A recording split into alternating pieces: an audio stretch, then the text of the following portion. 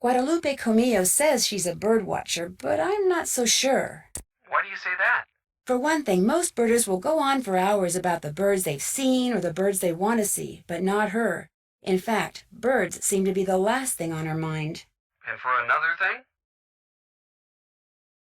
The alarm clock from her room is missing. So, she's not a bird watcher because she sleeps in? The melted clock face I found in the debris left behind when the bunkhouse exploded, remember? The one that could have been part of the timing device? You think it could have been Guadalupe's? You think she's the one who blew up the bunkhouse? Hey, women can blow things up too, you know. At the very least, they can help blow things up. Whatever you say.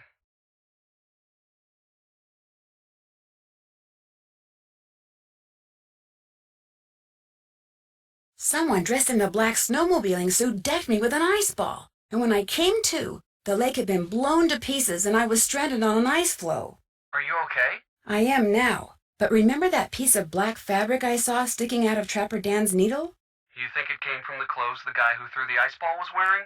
It's a definite possibility, and if that person also blew up the lake, he or she could be the same person who blew up the bunkhouse. Which means if you come across someone who owns a black snowmobiling suit that's missing a piece of fabric, you probably found your culprit. Ollie's on the avalanche patrol, which means he knows how to handle explosives. Could he be the mad bomber? He's got the temperament for it, I can guarantee you that. What I'm not sure about is why he'd be the mad bomber. Although he did mention that he wanted to get back into ranching for himself. What's stopping him? No property and no cash. Which reminds me, Chantal hasn't gotten around to giving him the raise she promised him. He seemed a tad bitter about that. Maybe he figures if he wreaks enough havoc around there, Chantal will shut down the lodge and sell it to him for next to nothing. Not only will he get property, he'll get revenge. You really think she'd sell the lodge to Ollie? Of course not, but if Ollie thinks that, he could easily be your guy.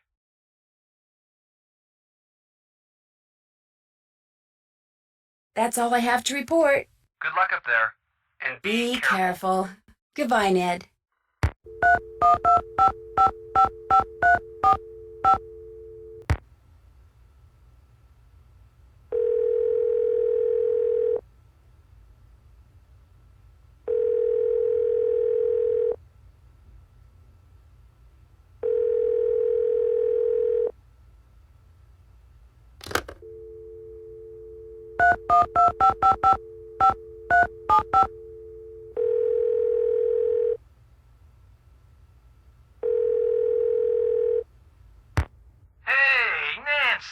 I was wondering when your number there was gonna show up on caller ID.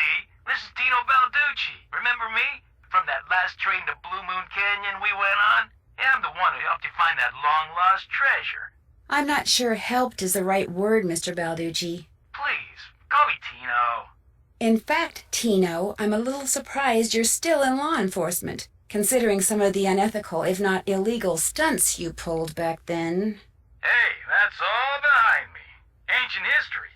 Water under the bridge. So, looks like we're gonna be working together on this sabotage thing, huh? Looks like.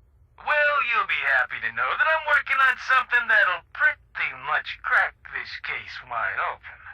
But in the meantime, what can I do you for? Nothing really. Just thought I'd call and kind of check in. Oh. Sure you don't run into something? Nope, I'm good. Oh.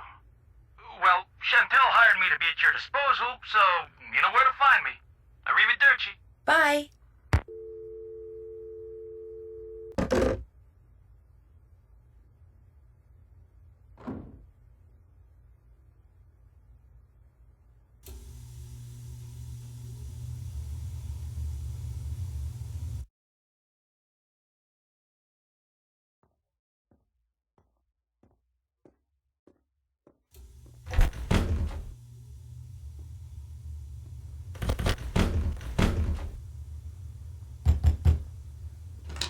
What do you want?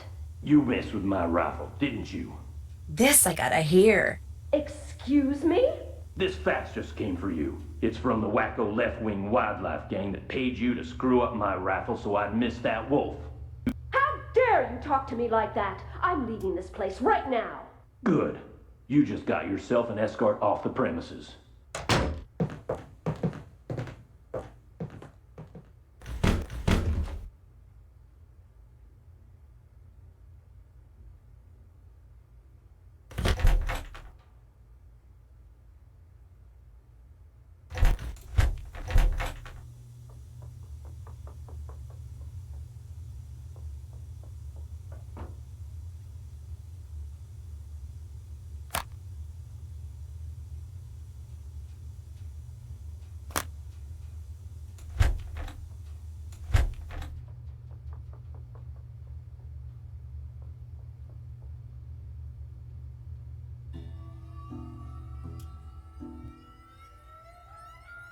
That's for me.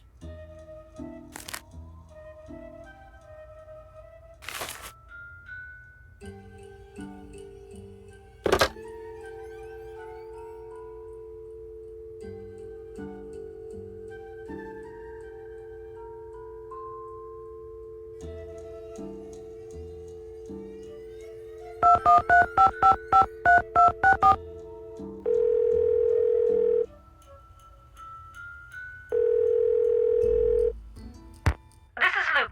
Leave a message and perhaps we'll talk later. Hi, this is Nancy Drew. I'll call you later.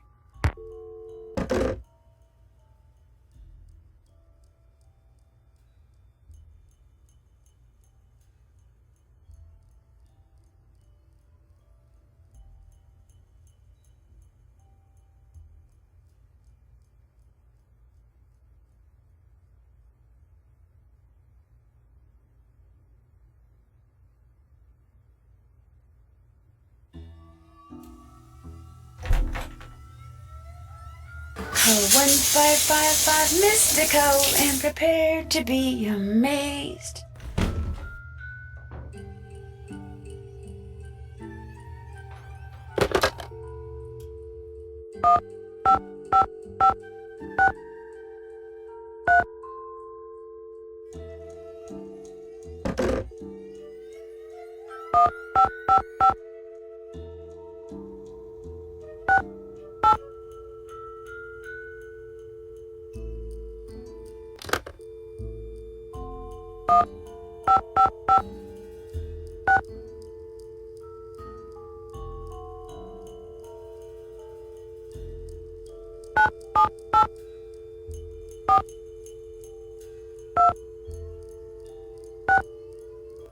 Who dares disturb the concentration of Mystico the Magnificent? I'm sorry. This is Nancy Drew. Nancy Drew, I see your future clear as tape. I see a white wolf and a dark figure named Bruno. Bruno? But beware, Nancy Drew, the wolf will only lead to danger and intrigue. Cool. Yes, Mystico. The Magnificent. Huh? You're supposed to say Mystico the Magnificent. Oh, right. Yes, Mystico the Magnificent. So, Nancy Drew, what secrets from the beyond do you seek?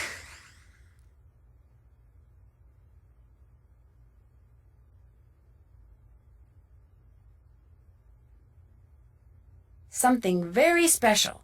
A wise choice. Return to the icy depths, and there you will discover the jewel of the deep blue sea. Mystico has spoken.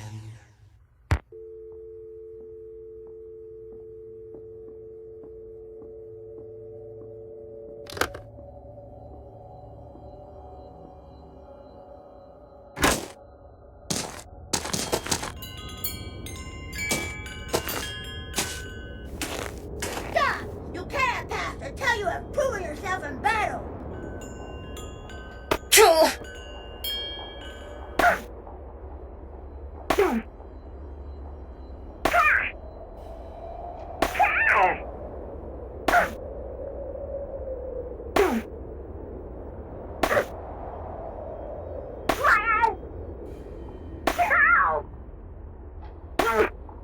You win. Bombs away.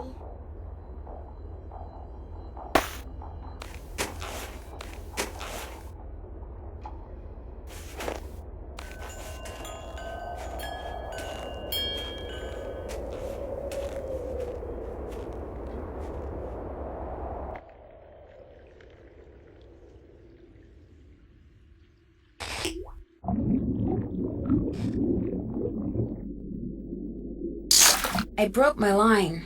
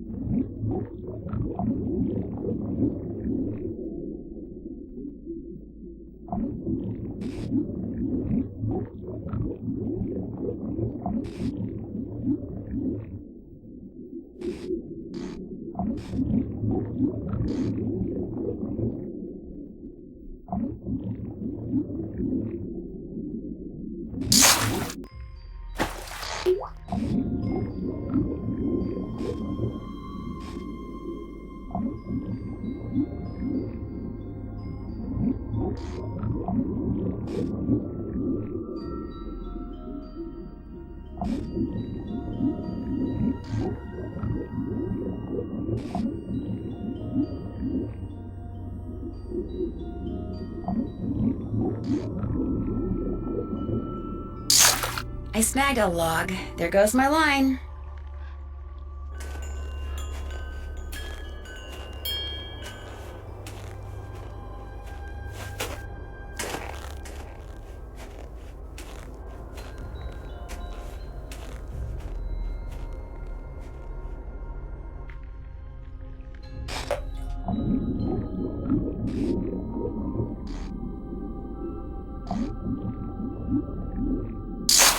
I snagged a log. There goes my line.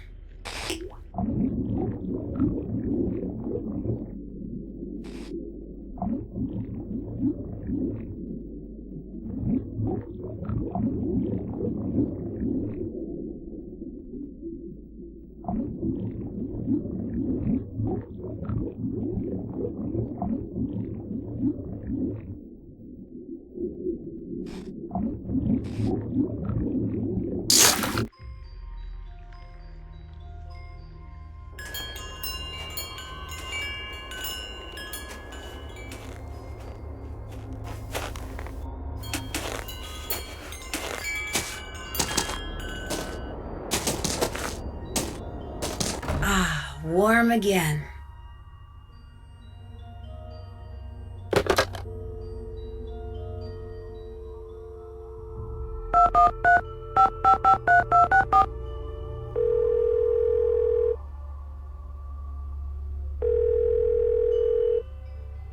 Hello? Miss Camillo, hi, it's Nancy Drew from Icicle Creek Lodge. Yes, hello. Is the wolf all right? Well, Ollie hasn't succeeded in shooting or trapping it yet, if that's what you mean. But I'm not going to tell you any more until you tell me who you really are.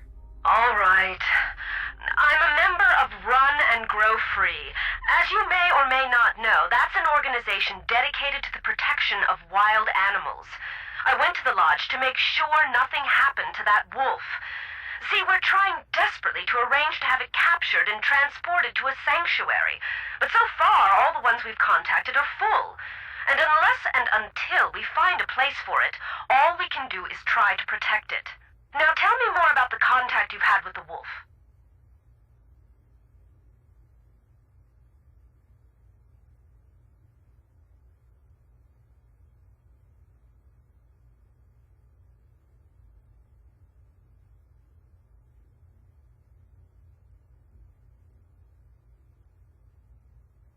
When I was trapped out on the lake without a coat, it dragged one to the shore and left it there for me. It may have sensed you were in trouble, or its behavior may have been totally random. But either way, the fact that the wolf didn't simply run away from you is very bad news. It is? Wolves and humans simply do not mix. While wolves may appear to be similar to dogs, behaviors that have been bred out of dogs after thousands of years of domestication are still instinctive to wolves. Training a wolf to behave like a dog may mask those instincts, but it cannot eradicate them. For that reason, no matter how sociable the wolf may appear, instinct can at any moment rear its ugly head with devastating results for any humans involved and for the wolf. Especially for the wolf, who will have simply been doing what comes naturally.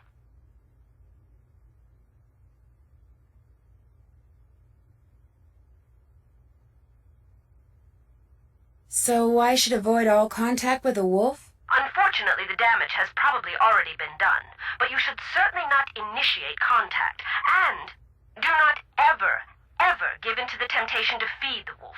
For one thing, a wolf's jaws are twice as powerful as a German shepherd's, and should your hand happen to get in its way when it tries to feed? I get the picture. For another thing, making the wolf dependent upon you for food would seal its doom. It sounds strange, Nancy, but the very best thing you can do for that wolf is nothing. Are you the one who wrecked all the gear that was in the fishing shack? Yes, that was me. I was afraid that Bill Kessler fellow would encounter the wolf on one of his trips out to the shack, and that it would end badly for the wolf. So I did a number on his equipment.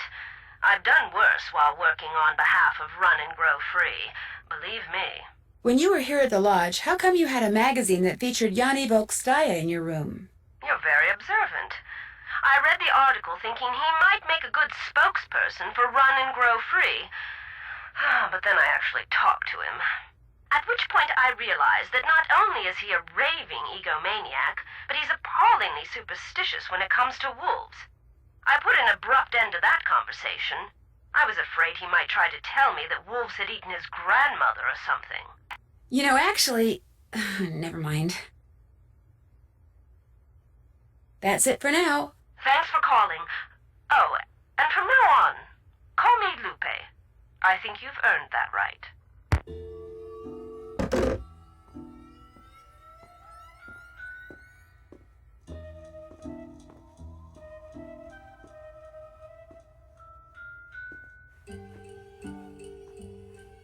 No need to go in there till it's time to cook.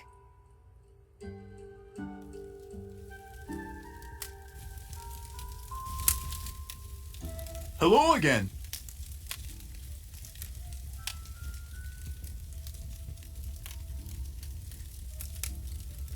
I'll see you two later, okay? Glad you dropped by.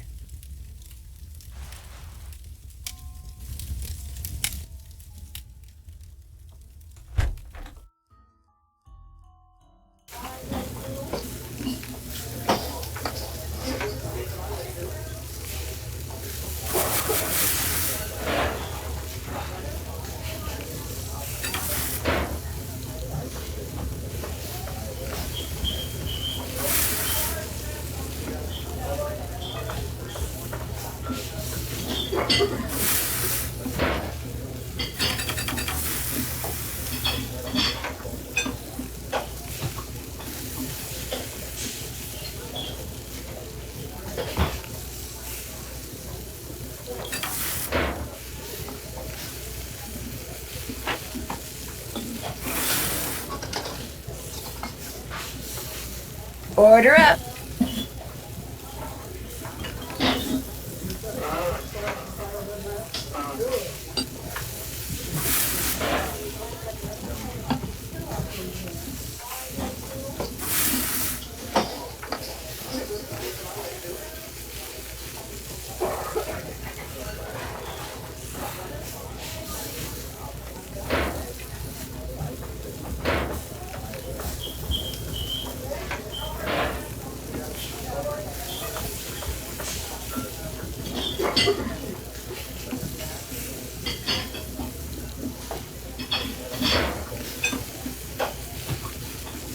Order up.